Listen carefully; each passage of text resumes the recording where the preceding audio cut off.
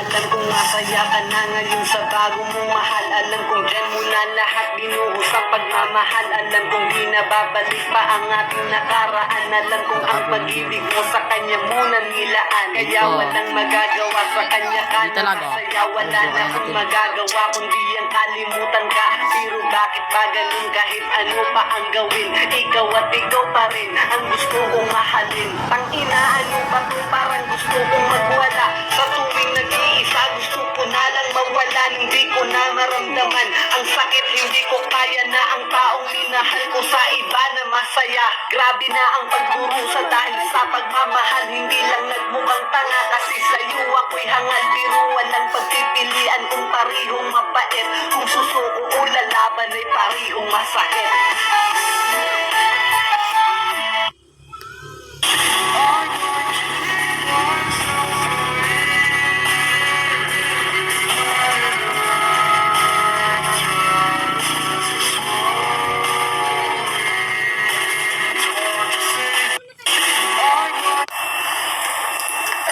My serpentine hip.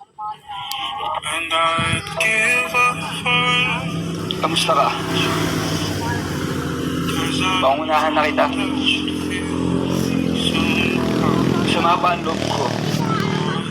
closest to hell Pero ikaw mukhang masaya na. I'll ever be. And I don't Masaya ka ba sa pinalit mo sa akin? Tang inang yan.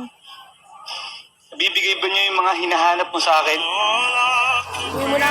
Okay, boy. Gutom na ako. Marami ba siyang time sa'yo? Alam mo, I just don't ang sakit lang ng mga isinumbat mong pagkukulang ko sa'yo. Pero ni minsan ba, inisip mo na baka may pagkukulang ka din sa akin?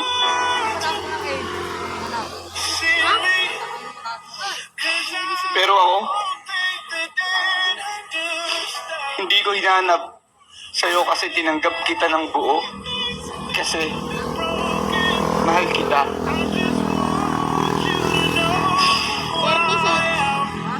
Kung ako, kinaya kong makontento, bakit ikaw hindi? Anong age na pinakamataas? Walang perpekto at alam kong may pagkukulang ako. Pero kahit kailan, hindi ko inisip na bumitaw sa'yo. Hindi red yan. I can still yung tanggap ko naman eh. Kaso nga lang kapag naiisip ko, nasasaktan pa rin ako. Naulit ako.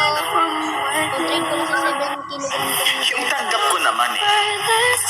Kaso nga lang kapag naiisip ko, nasasaktan pa rin ako. Wow! Nagsalita ang ate. Alam mo sinong marunong makinig? Oh!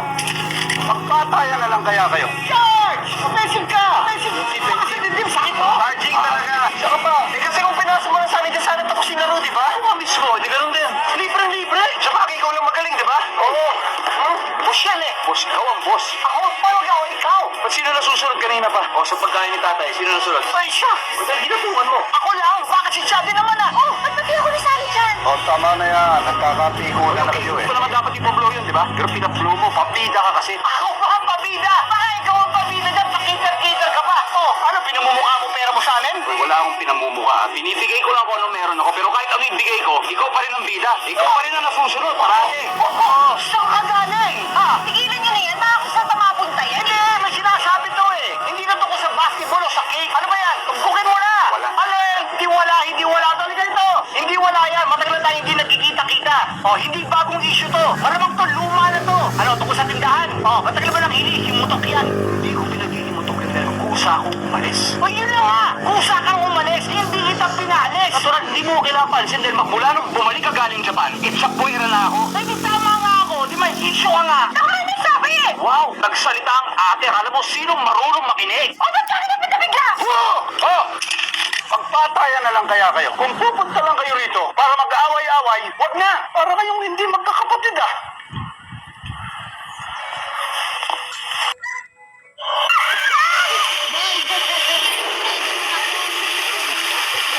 If